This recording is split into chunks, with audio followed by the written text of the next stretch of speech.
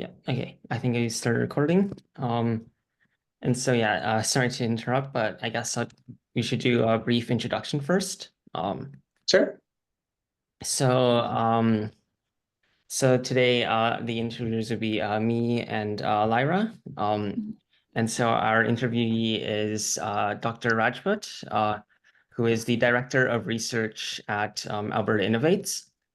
And so today we're trying to look at, I guess, Dr. Rajput's insights into artificial intelligence, AI alignment, and generally just the future of AI. Um, so our goal at AI Dialogue is to promote these discussions around AI, which is what we're going to try to have today. So I guess we can now begin. Um, Sure. I've kind of written down what you've said so far, so if you just want to continue where you left off, that'd be great. Okay. So first of all, thank you, Joe, and Laura for the invitation and for the opportunity to share my perspectives. As I mentioned earlier, I hope that our conversation leads into some clarity, provides some thought-provoking insights, and maybe inspires you to go a little bit deeper and try and find some information. Before we get too far into the interview, I just want to say that I'm not a computer scientist. I'm not a specialist in artificial intelligence, but I am a scientist. My background is I started off in my bachelor's degree in microbiology, and from that I went on into my master's, which was applied microbiology, and specifically in the area of pathology. And because I wanted to see how actually microorganisms actually interact with whole organisms, and so I was studying an insect model, so it was pathology of or diseases of insects. And then from there, I went on to industry, and so I was working as an industry scientist for over a decade. And then at that time, there was an opportunity of the nanotechnology era was starting off, and so there was a revolution that was happening with nanotechnology and understanding what are the importance of these nanomaterials, how can we use them. And so at the time, I thought, well, this would be a great opportunity to understand those materials and try to apply them. So I came back and I did a degree, my PhD in analytical chemistry, nanotechnology, and precision health. And what I did is I tried to understand how to use these nanomaterials, and I created a biological sensor for advanced prostate cancer. So that's where my interest in health started to grow. And I was always interested in it, but it was growing even more. And I wanted to understand how I can help patients, those that were impacted by prostate cancer at the time. That was my area of study. And prostate cancer is number one in terms of for diagnosis for men in North America, and number two in all of the world. So a major problem. And so I then came back to the organization that which is Alberta Innovates, and I serve on the health team. And as the director of research, I work a lot with innovators, both academics and companies who are developing technologies for a variety of different health applications. And digital health is something that we consider as a strategic enabler. And so in the area of digital health, we are thinking about the application of computational tools and techniques, and one of them being artificial intelligence. So I see a lot of projects that are now incorporating some form of artificial intelligence in their technology. That's not only within our organization and our investments, but we're seeing artificial intelligence and this application explode all around the world. We're seeing it in a variety of different countries. There's so many different investments that are going in this space. And very recently, I'm seeing now a rise of chief artificial intelligence officer positions now being created. So recently, NASA hired one. Dell hired a chief AI officer. The Louis Vuitton brand, so the LVMH brand, recently hired one. Dell has hired one, the Dubai government has hired one. So artificial intelligence now, it's essentially every single sector is now talking about artificial intelligence in some form, not only health. So that's how my interest in artificial intelligence has been seeded and has been growing, because I'm now seeing them in the applications for health technologies, but also my interest in what's happening all around the world when it comes to artificial intelligence. That's where my perspectives are coming from. And as I mentioned earlier, when I started with the nanotechnology era, I saw the inception, the growth of that artificial intelligence, the nanotechnology era. And now I feel this is happening again with artificial intelligence, but it's moving at a much faster rate. So that's what's really interesting. And so your question earlier that you posed at the top was, what sort of artificial intelligence am I using today? And a couple of quick examples just to start off with is I use Siri. That's part of my phone on a daily basis. I also use ChatGPT very often, and also we use it if you have any subscription services like Netflix. You might see that as you use Netflix, you'll see those recommendations that come forward to you, that if you've seen this movie or seen this show, you might like such and such programming. So I don't turn those off. I do consider those, but so that is a form of artificial intelligence giving me suggestions. You also see it in Amazon too. So Amazon.com or Amazon.ca, whatever platform you're using there, you get if you have bought this, you might like this. So those are pieces that it's helpful information. You might see some other ads that could be informative.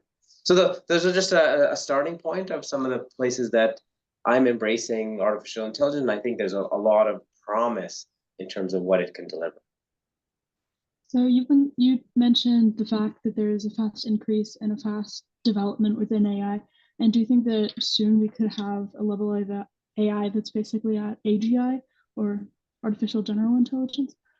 Yeah, so it's the artificial general intelligence, that is, as I understand the definition of that, that's at a point where the machine can perform a broad range of tasks, reasons. It's able to learn. It's able to improve its cognitive function. That's capable or on par to where humans are at, independently. I don't think we're there yet. I think where we're at today is artificial narrow intelligence. So it's essentially it's user oriented or user directed. It's task focused, and that's like things like Siri. We give it a task, it does a certain task, and it brings you back information. Same thing with ChatGPT does that as well. So I think we're doing a really good job of building those tools for narrow intelligence, artificial narrow intelligence. But the point of getting to artificial general intelligence, it's still in the future. I think we're working towards that. I'll give you one example actually that I saw recently that seemed to be a close. It's getting closer, and so I should just give some examples of like what I think would be artificial general intelligence. I don't know if you've seen the movie I, Robot with Will Smith. I personally have not, but maybe Zhao has. Zhao, have you seen that? I read the book. You read the book? Yeah. Okay, so maybe you know. So in iRobot, so they remember there's a computer called Linda, who was part of the facility that where all the robots were created. So Linda was essentially a computer that you could have interaction with, but was also controlling multiple other computer systems, and so that's what I think is an artificial general intelligence example. For some of the viewers or some of the audience folks who might remember, there was a popular movie, a popular TV show in the 80s called Knight Rider, and in that show there was a car that had a computer on board called KITT, KITT, and KITT would help Michael Knight, the main character in the TV show, essentially I could drive the car, but also look up information and could do a variety of other tasks. So that's what I think artificial general intelligence is. So I don't think we're there yet, but I saw one example. It was so I attended a talk where David Usher from the band Moist was he is also he has a company called Reimagine AI, and he what he demonstrated to us is that he has a colleague named Lucy, and Lucy unfortunately has stage 4 cancer, and so it looked like it was going to be a terminal illness. So what he tried to do is he tried to, while she was still alive, capture her thoughts and capture the way she thought about the world and some of the creative elements, and build a computer that he can interact with, which can then essentially mimic a little bit about Lucy and her interactions. I'll drop the link in the chat. It's called Lucy.ai, and it's from Reimagine. And that was when I saw the demonstration. Even though it was programmed and it was still a form of narrow intelligence, it was the first glimpse that I could get that, if this is capable of, we can have this interaction with a computer system that has embedded thoughts, or it's been trained on these thought parameters. We might get to a point where it can be expanded, and then it can start to do other tasks independently. So that's where I thought about Linda and from iRobot, because I thought this could be where we could potentially get to, and this was the first glimpse of it. So I'll drop the link in the chat, and you folks can check it out at your leisure. But I thought this was pretty cool. I think, yeah, there's a lot of examples in literature and science fiction of these artificial general intelligence systems. So Yeah. do you think, like, in real life, how close would you say we are to this artificial general intelligence? Just like, do you think you could give us a rough estimate? Do you think we'll ever achieve it? And if so, like when? Yeah, so to answer your question, I would say that as humans, we are always curious to push limits. And I think that if we're at a point where we can have artificial intelligence do instructional tasks, and its work in terms of the narrow intelligence, I think we will eventually get to this point of general intelligence or some form of it, because in science fiction, like, we've seen that it is possible in terms of how it's described. It seems like it's a technical or an engineering challenge right now on how to do that. So I think we will overcome that. The timeline in terms of getting there, I found there's a bunch of different estimates of when we would get there, and everyone's prediction, it all depends on your frame of reference. So I think the rate in which artificial intelligence is progressing, and the level of investment that's happening around the world, and the interest that industry has, my best guess is somewhere in the next 10 to 20 years, we will start to see some form of this artificial general intelligence. We will start to see some version of it. So I think in the next 10 years, possibly even sooner, right? I think 10 years is probably where we'll start to see it, because people have to trust that this is actually can do more than one thing on its own. With the use of AGI, do you also think that could be a tool in tackling health issues such as prostate cancer, or more like therapeutical issues in the healthcare world? So I'll broaden the question a little bit differently, or I'll pose your question a little bit differently. So I think artificial intelligence, let's just say we don't take it as general intelligence, but just artificial intelligence as a whole. I think it has a tremendous opportunity to impact health and other sectors. And I think how I would classify the progression in terms of where we would see impact first and later on is, I think where we'd see artificial intelligence have the greatest impact, at least in the near term, is on productivity efficiencies, or anything to do with efficiencies around productivity gains or administrative, how to remove mundane tasks or anything that's tedious. How can we try to make that a bit simpler? And I'll give you some examples. So, for example, can we in a health setting, if we have a patient-provider interaction, so let's say you go into the clinic, and you know how when you go to the clinic, the doctor will ask you, okay, why are you here? Well, like, what's going on? So you might explain, like, okay, I've got such and such a condition, or I've got such and such a symptoms, and then the doctor will make an assessment, maybe give you some tests to go to, and then give you maybe a prescription, and then you leave. But then the doctor has to write up the notes in terms of what happened in that interaction or in that encounter. So if there was an artificial intelligence that was listening to all of that and then summarizing all of those notes, right, rather than the doctor having to spend time to write out all those notes, because that's administrative time that he or she is investing in, right? So something else has taken those, and then the doctor has to just make sure those notes are accurate.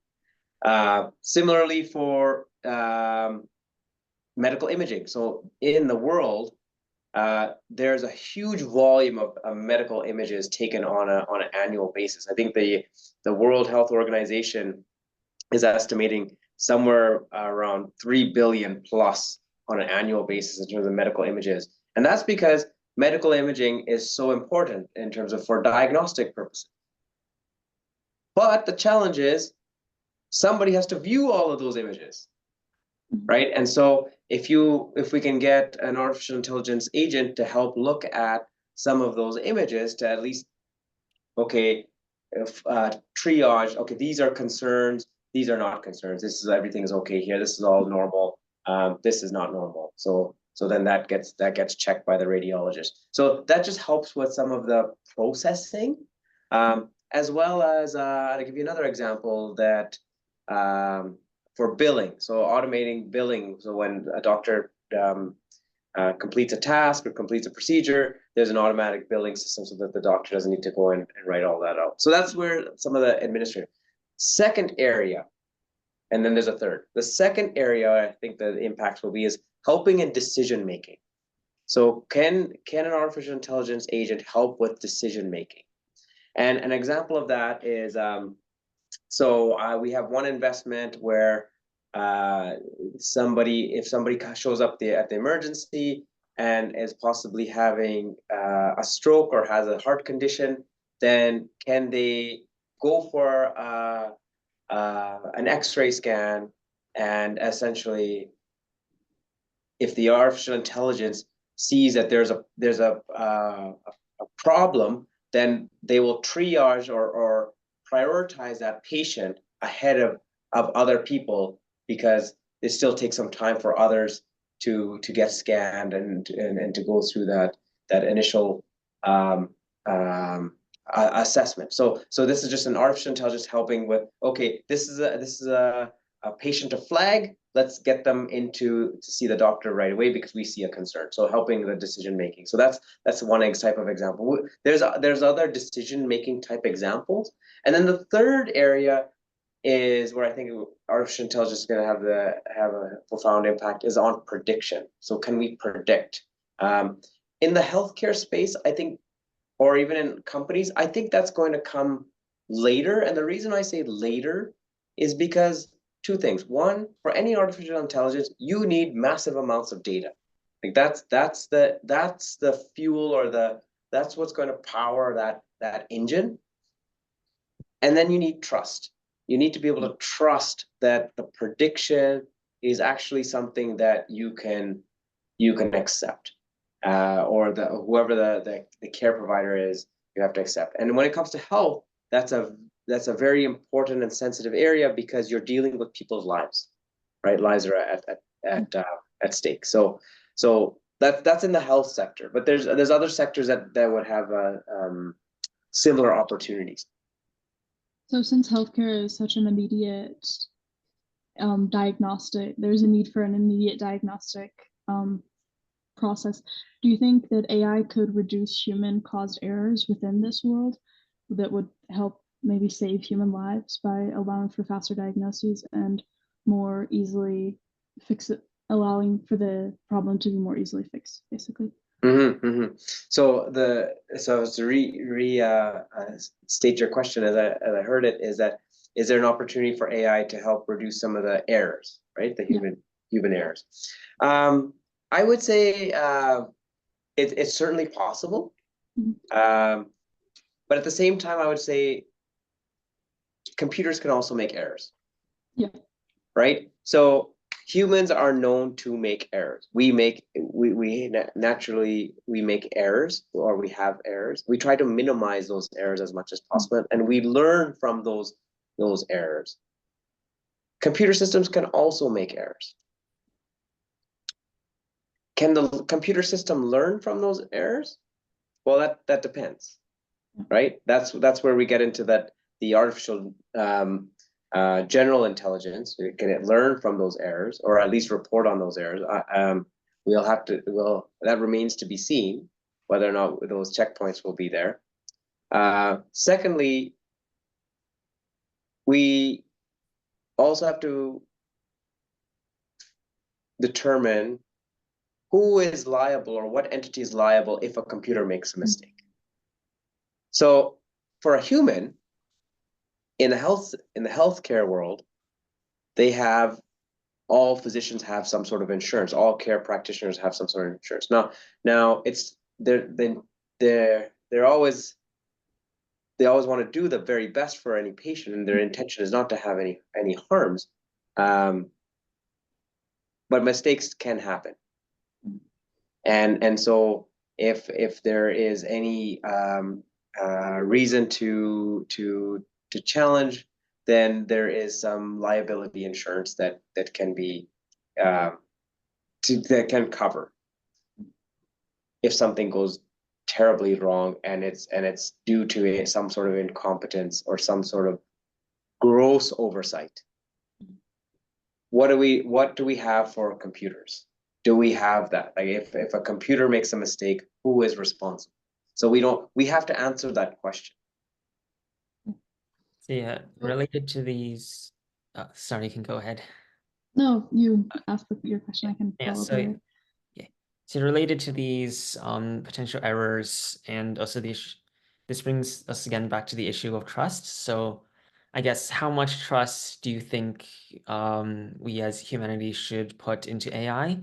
And hypothetically, like, what decisions would you be comfortable with AI making? So that's a very good question, and let's address it. So there's two parts to your question. So one is about how much trust should humanity place? Yes. And then your second part of your question is, what am I comfortable with? Is that the second part? Yes. For decision making? Yeah. Okay.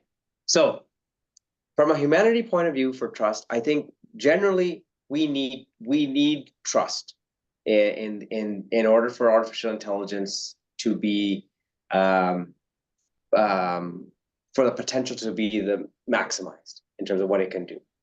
Now, trust varies, and everyone's frame of reference in terms of their life experiences will inform how trustworthy they are, or also not how trustworthy, how much trust they want to give into these technologies.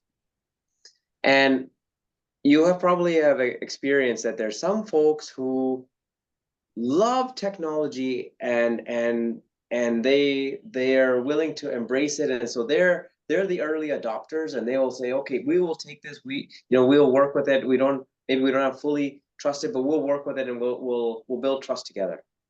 Then you'll see the other side of the equation who are, we don't trust it at all, and we're not even open to it. So we're going to see a distribution of folks that are extremely trusting and they will just accept it at face value. And then we'll see the polar opposite where they're not even open to even touching it because they're just so fearful of it that they're not willing to give any trust to it.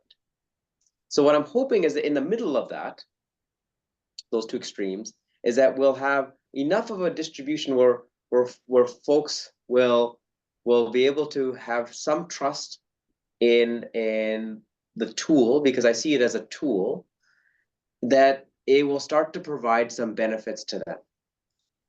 And as or to their profession. So if they're a care provider, if they're a healthcare provider, they have enough trust in what the tool can do. And so it's helping them to manage the care of patients, and as well as for the general citizens, for them to actually use the output that comes from artificial intelligence. What's key is education. They need to be able to understand it. Because when we say artificial intelligence, just the terminology of artificial intelligence, people might get turned off by that. What does that mean? What does artificial intelligence mean? What's artificial? What's the intelligence? Right? So even though we use it on a frequent basis, people might be unclear. What does that mean? What is the intelligence? What is artificial? Where does the artificial start? Where does it end? What does that mean? Right? We are comfortable with humans in terms of human art intelligence. Let's just give you a case example, and I'll come back to your second part of your question. Yeah, so sure. Intelligence, our programming as humans, so the programming of our own neural nets, right? How does that work? Well, you're born as a baby. You really don't know or understand a lot about the world.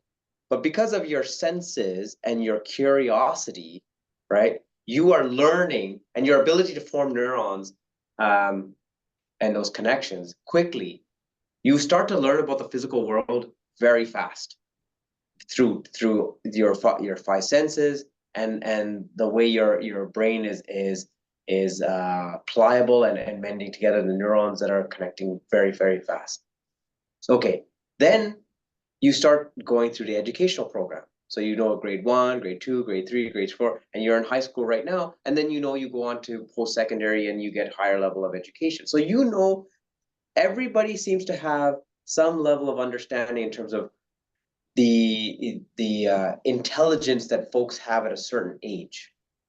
But for a computer, right, you don't know what the age is, you don't know what sort of programming went into it, and so you don't know what is the intelligence level that the computer has. So that's why when we say artificial intelligence, like, what does that mean? Now, so that's the question mark. What does that mean? And that's where everyone's trust will vary. The second part of your question, which is around, am I comfortable with the decisions that an AI model? I would say yes, with the caveat that I understand what is being assessed, what is the parameters that are being evaluated in the model, and I have some transparency in terms of what is going on in the engine to give me that decision, and what sort of information has the model considered, because so the input data, what is the input data that the model has considered to give me that decision.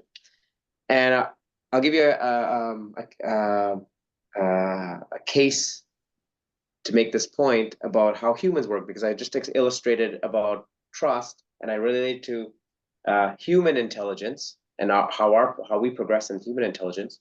And then I'll relate to your second part of the question, the similar idea. I'm going to relate to human decision making. So how do we make decisions?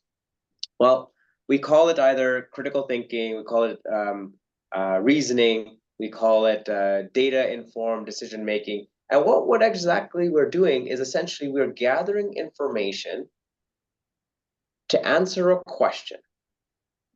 And based on the information we have that we've gathered, we make an assessment to answer that question. So for example, let's say you let's say you're considering post-secondary school, right? You're considering, where do I want to go for post-secondary? Okay, so what are you going to do? You're going to say, well, what am I interested in? You're going to list your areas of interest. Then you might say, okay, well, what schools have those types of programs? Then you might say, okay, let me gather that information of what schools have those programs. Let me gather some information about costs, like how much does this cost? Let me gather some information about what the living logistics would look like if I have to go there. And then you get the point. You'll get a more information. Once you gather that information, then you'll make a decision on where you're going to apply, right? And then you will apply. So that's the idea. So I would be trusting of an AI to make decisions as long as I understand, and if it impacts me, as long as I understand a little bit of transparency around what's the data that went into to train the model, how is that model operating in terms of the methods, and then I can trust the endpoint or the decision. I'm also okay with automation, so decision making for automation. And I'll give you an example. So if I had artificial intelligence for my home and it's making decisions to change the temperature in my house based on the weather conditions when I'm not at home, I'm okay with that automation. As long as I understand that at what sort of thresholds is it going to change. Yeah. So I'm okay with that decision making. And the same thing for my fridge and my lights. So if there's an artificial intelligence system that says nobody's home, based on the cameras, nobody's home, turn off all the lights. Okay, I don't need to be part of that decision making. It made it for me. There's nobody at home. Why do we need lights? Turn it off. Save power. Yeah, that makes sense. And So do you think it just has to do more with the awareness of what boundaries or thresholds are actually causing the decision making within the AI? Okay. And also just to kind of follow up on what you mentioned earlier, is you explicitly called AI a tool, but do you think it could ever at some point get to a point where it would be a power of its own? For example, alternative healthcare, where your interactions may not even be with a professional, but just with an AI? And do you think that this could make it cheaper, perhaps in places where healthcare is not really seen as something that's easily accessible for all? Sorry, Yeah, that's a very loaded question. But yeah. No, good. It's a very good question. So there I know today there are some technologies. I'm just trying to remember where it's at, where in the world. But it's a pod system, and it's a low cost pod. It's like a $5 subscription based system, or it's a low cost subscription model. And essentially, you go in to this pod. There's no doctor there. You go in, and it does an assessment. And it's also may draw some fluids, and it does a checkup of how you're doing. And so this is a way to bring in access at a lower cost. So to answer your question, I think yes, that's possible, and but it comes back to the earlier point about trust. Do people trust that?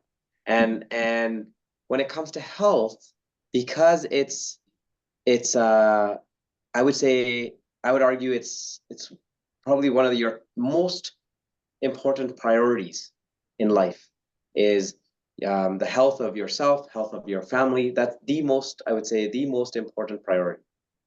So the question is, do you trust a computer agent to make assessments about you? And maybe you're okay with that. I don't want to deal with a person. I just need this done because I need to access the service. So there might be folks who say, yes, I want to do that. Or there might be folks who say, no, I need to talk to a clinician. I need to have that interaction. And if the clinician uses the tool, okay, that's fine. As long as there's a human in the loop. So you mentioned a lot of people being comfortable around AI. Do you personally think that AI could have negative effects that would cause you to mistrust AI? Yeah, that's a good question. So I would say with so I think AI, artificial intelligence, is a very powerful tool that can be used, and with a powerful tool and its capability, I think there's unfortunately opportunity for people to misuse it or um, use it for ill effects. Where I see the most concern is a couple of places. So one is health care. It can be a concern. The reason is because people's lives are on the line when they're if it's misused there. The second is insurance. So if artificial intelligence is used in a negative way to prevent folks from getting certain types of insurance, whether it's life insurance, whether it's health insurance, whether it's some form of insurance, you're taking away security potentially from an individual. Yeah, so that can be a concern. Similarly for identity, so identity registrations. So if there's some misuse around artificial intelligence for identity registrations, that could be a problem. Because now you're taking away somebody's identity or you're changing the identity. And so if there was no human in the loop to check, there could be some challenges there. There could be identity theft. There could be changes to someone's identity. There can be misuse. And if somebody's identity is erased, changed, or altered in some way, that can have negative effects. And the fourth area that I think is unfortunately defense, military, is where I think, because unfortunately we have conflicts over resources, whether that being land, natural resources of a country. There are there are forces that are at play to try to secure resources from other jurisdictions. And so if artificial intelligence is used in a nefarious way, it can be quite negative. So yeah, related to this, do you think there needs to be additional development into maybe in like the code of the AI somehow to try to mitigate these, like to try to, I guess, align the AI to the societal values which we would want. So I guess to prevent, jailbreaking AIs and doing all sorts of these things with them. Do you think there needs to be like more investment into that? Yeah. So what comes to mind is two things. So one, in the I, Robot movie, if you haven't watched it, I encourage you to watch it. So there's Asimov's the laws of robots, the three laws of robots. One of those is not to harm humans or to protect humans. So there's a law. So we need to have some sort of limits or boundaries, as Laura mentioned. We need to do that, and there is a recognition that's worldwide around, and the term that's being used is ethical, responsible, and safe use of artificial intelligence. And so there's countries are trying to form guidelines around responsible AI. That's all well and good intention. It's the question is adoption and implementation, right? So that we need to have agreement that those are limits that folks want to have, and those boundaries are accepted, and we're going to use them, right? Because human nature is that you want to push boundaries. right? And some individuals or some agencies may not want to have those limits because it might be constrictive to the development of where artificial intelligence can go. On the flip side of that, do you think that artificial intelligence has the possibility of doing more good than it is being used for at the moment? Yeah, so in my opinion, I believe that there is opportunity to do more good than harm. That's what I believe, and I hope that's what's happening. I think that there's so much wonderful potential that artificial intelligence can offer us, that if we use it responsibly, ethically, safely, we will get to a point where I believe that artificial intelligence is going to become ubiquitous. It's going to be like Wi-Fi. So the way we walk in to any building in your home, you essentially are, what's common is like you go to somebody's house and you're like, what's your Wi-Fi password? Because it's everywhere, right? So I feel that if we get to a point where we can trust artificial intelligence systems, it will become ubiquitous. You will have your own agent in your pocket that you could use. It might be on your phone. Might be in your car as well. And then when you go into a home, there'll be some artificial intelligence agent in there that's helping operate the home. When you go into a building or your place of work, there might be some artificial intelligence in the building that you can help, that you can work in. So I'm hoping my vision of the future is that we get to a point of some ubiquity that we can have trust in and have appropriate guardrails or appropriate limits that we know where it will stop, and we're still in control, but we've given some autonomy to artificial intelligence systems to do certain types of tasks. And then given this end goal, I have a more general question. What do you think would be the role of industry versus academia versus like the government in pursuing this goal? Yeah. So academia is excellent at research and discovery and coming up with ideas, and also training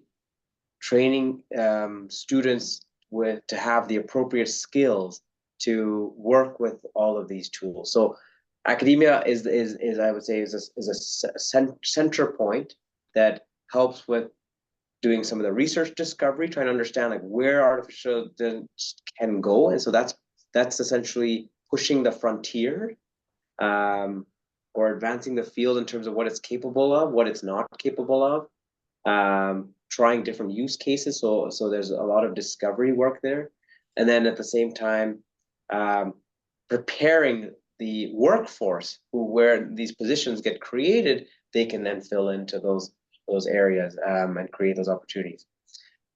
Industry, how they play is essentially any of the technologies that get initially started at a university. They're the ones that are going to help bring it into the marketplace. Universities can do it as well, but that's not really what their mission is. Their mission is to train students.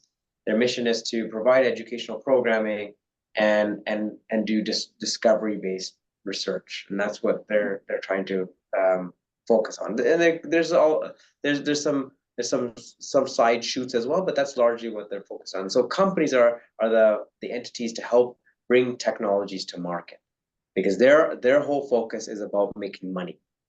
And so they're trying to drive that commercialization of technologies to market. Government does a couple of things. One is it provides the policy framework.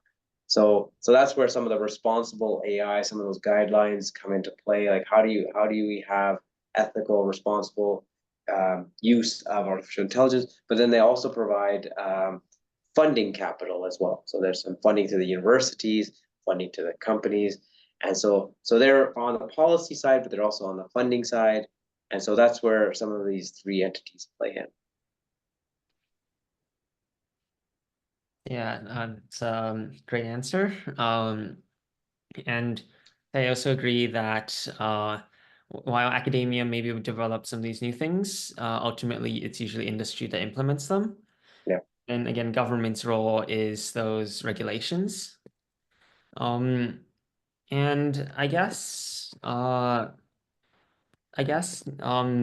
a bit about some ethical considerations of AI. Mhm. So because, as Asimov explored in his three laws, you can have all sorts of different implications where saving humans, like where even though the robot has to save human lives, it then has to start weighing to save this person or that person. Mhm. And yeah, so that kind of thing. So, are you concerned with, I guess, the potential of AI to potentially perpetuate or amplify societal biases? And do you think there needs to be some guardrails against that, I guess? So when you say societal bias, give me an example of what you're thinking about for bias.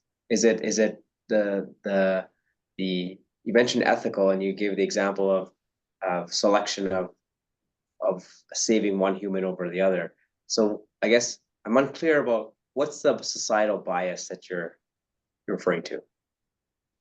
I guess, for example, in healthcare nowadays, there was also especially concern about this during the COVID pandemic, whether like everyone was getting, I guess, equal treatment for in healthcare. And so like I think they found there may be some underlying biases here. So do you think AI might take these biases and kind of like amplify them? So it's very possible, and that comes down to how the model was trained.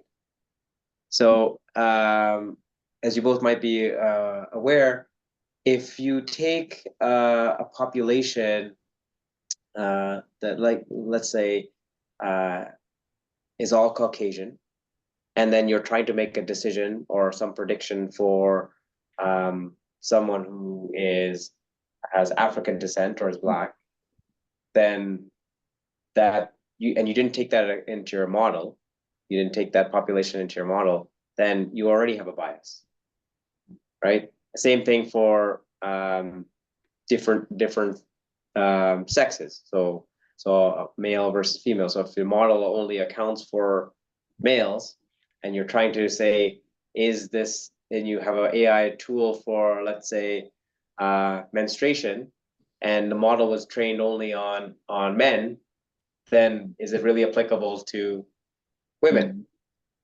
The answer is no, because you've trained it on a population of men, right? So you already have a bias. So the answer to your question is that yes, we can have perpetuation of bias. It comes back to the earlier part of the conversation, is that as long as there's transparency in terms of what the model was trained on, so what is the input data that it was trained on, that help inform what the output is, right? You need to understand what's the design of the model, what is it weighing, what are the weights, what are the parameters that it's considering. And maybe there's billions of parameters, maybe it's just too much for you to understand, like because now we're getting into now billions and now trillions of parameters. Maybe we just can't understand all the parameters that these large language models that are assessing, but at least we should understand, like, what was the training set, what was the data that it was trained on.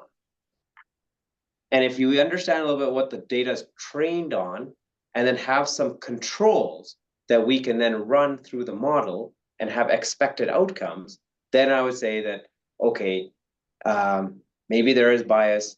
Can we decrease the bias, or can we at least adjust the model so that that bias is minimized, right? So I kind of have two questions to follow up on that. So my first one is, so do you just kind of believe in a need for a more standardized input, basically, to make sure that these models aren't having different inputs that may affect these biases?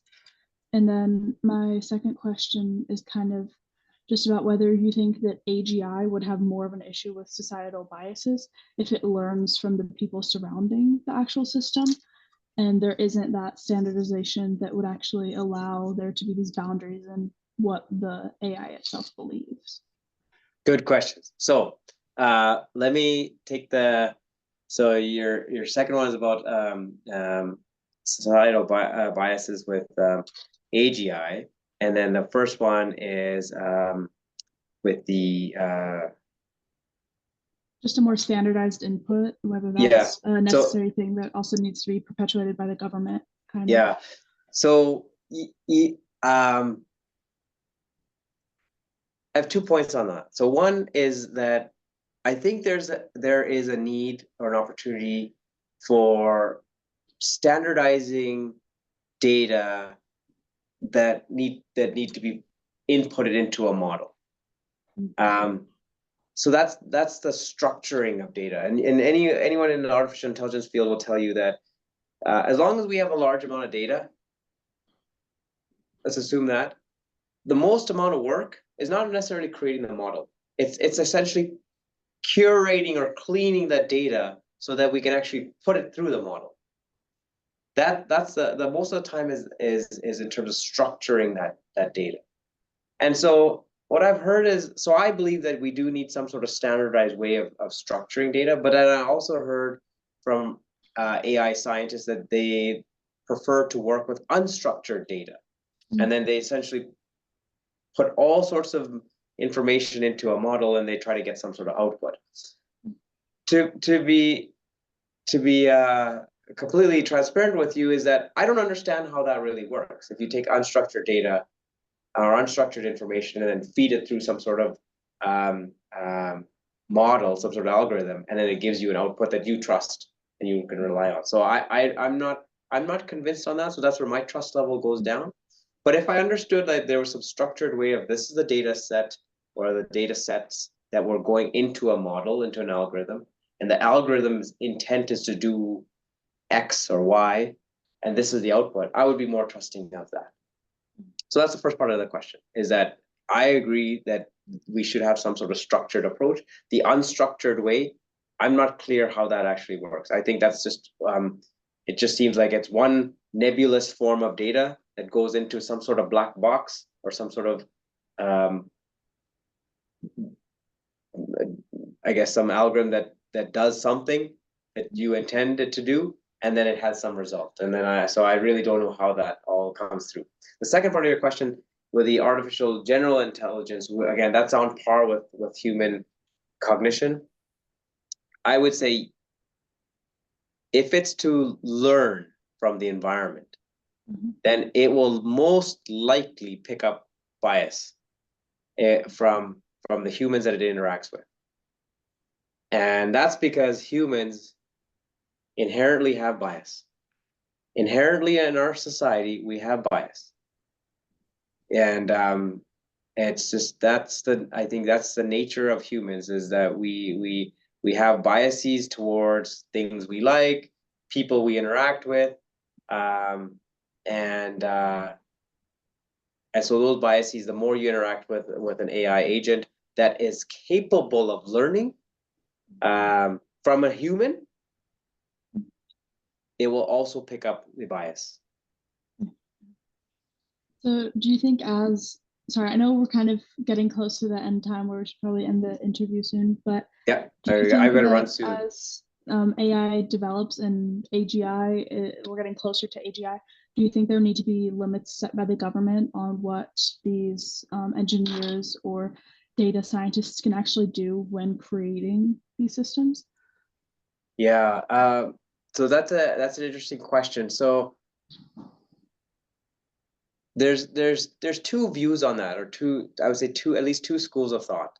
And so I would say yes, first, that the government needs to help build some policy around putting some of these guardrails or some limits for the development of artificial intelligence. On the flip side is that there's other camps who don't want to have any government interference. because they don't necessarily trust the government in terms of what the government is interested in, because there's various politics at stake. All right, these are elected officials, and they go on certain time frames, and so there might not be trust in the government who's standing at the time, that they believe that those guardrails or those limits should be in place. So you're going to have two schools of thought at the very least. Some probably might be in the middle. So I think it needs to come from a combination of government with the regulators. And I think there needs to be some collaboration with academia and with industry. So Zhao, as you mentioned, those three entities, right? I think there has to be some co-development from all three to help bridge this together. That if we're going to get to a place of maximal benefit, right? I think all three entities at least needs to contribute. Industry needs to talk about what are some of the challenges.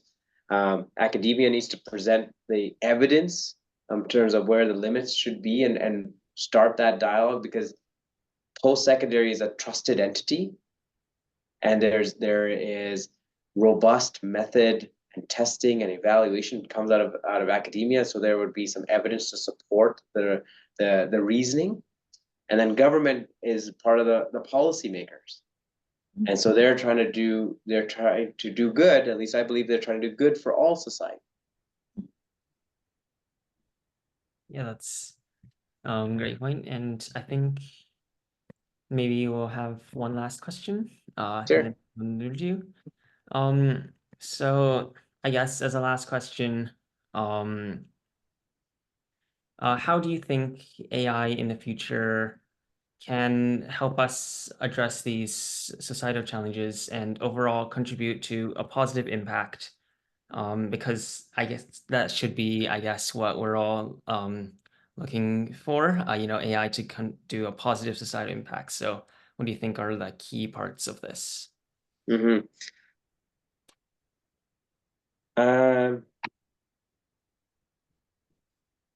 I think if AI can be a trusted co-pilot, or a trusted agent that we can rely on in terms of its output and the reliability of the output, and it helps to make the lives of humans easier. There is enhanced productivity. I think that would be quite impactful. But we need to have confidence in what artificial intelligence agents can do, and the output or what it can provide is something that we can rely upon. I think we would have probably the most impact in that space. So yeah, yes, thank you. We had, I think, a very insightful conversation today. So yeah, thank you for your time, Dr. Rajput. No problem. Can I ask you two both a question? Yeah, Yeah, sure. of course. Go ahead. So the question for both of you is, what excites you most about artificial intelligence? And the corollary is, what are you most concerned about? I don't know. I feel like I try to look at the positives more, definitely, but I'm interested in like psychiatry and epidemiology when I'm looking at what I want to do in the future. And I think in both of those fields, especially epidemiology, AI could have such a positive effect where it would maybe make it easier to massively study different populations and allow for a decrease in certain diseases. So for example, over the summer right now, I'm studying with someone who works on research on malaria. And I think it's really interesting to think about the effects that a more developed AI could have on actually reducing many of these issues and giving us more of an insight on how we could decrease malaria in places such as Africa or South America and some of the places in South America. It's just a very interesting thing to think about. And I think a lot of the negatives that I think of are very science fiction-y, but I do fear that, for example, with a more developed AI, we could have a lot of social biases which is why I do think that we need to have more like governmental regulations on these systems. But Zhao, sorry, let me give you the floor so you can answer the question. Yeah, sure. So I'm more of a computer science person, and so the most, I guess, interesting thing I find with AI, it's just the rapid development, and it's already everywhere. Like everyone uses ChatGPT and like Siri and stuff, and so because I'm also interested in physics, and there, you have the superconductor or fusion reactor, and those things seem to never advance forward. It's always 30 years away. While with AI, there's been, so much rapid advancement. And I really do think that in the future, as you said, it will be everywhere. It will be like Wi-Fi, and we will all be using it. And we're essentially on the edge of a technological revolution even. So yeah, that's kind of my point of view on this. So yeah, I think because it's a very exciting new technology, which really seems to have like immediate impact. So yeah. I'll stitch both of your comments together into my response to that. So, Zhao, as you pointed out, the growth of AI is so remarkable. When ChatGPT got launched, it reached 100 million users in 2 months, comparatively to TikTok or Instagram, which took months, if not years, to reach 100 million users. So just that user base in terms of how fast it caught on. I witnessed it. I saw how fast. I was one of the first to get onto this platform, but that was just amazing. Laura, when you mentioned about the epidemiology, I didn't touch a lot on it, but that's a high interest area as well. When you talk about malaria, imagine AI, which I'm sure that probably researchers working on this right now is trying to make predictions as climate is changing, the insect populations based on the warmer air currents and the jet stream, that's changing now in the world. And so as a result of those changing warmer jet streams, the insect population is moving at different geographical locations. And so if you're able to model the effects of climate change by whatever parameters that you put in, like wildfires, floods, whatever the changes, that might give you an indication of where the insect population is going to change and what areas that need to be concerned about for example, malaria disease. But there's other diseases as well that are insect borne. So this is a very important area where there's so much promise that artificial intelligence has. I just hope I'm really optimistic that we use it in an appropriate, responsible, ethical, safe manner, so that we all as a society can benefit from the power that it has. Yeah. Okay, thank you so much for having this conversation with us. You definitely talked about some very interesting things, very insightful, and I hope that maybe we can have a conversation in the future and after maybe some of these changes happen and see if your perspectives maybe have changed or how the world is at that point.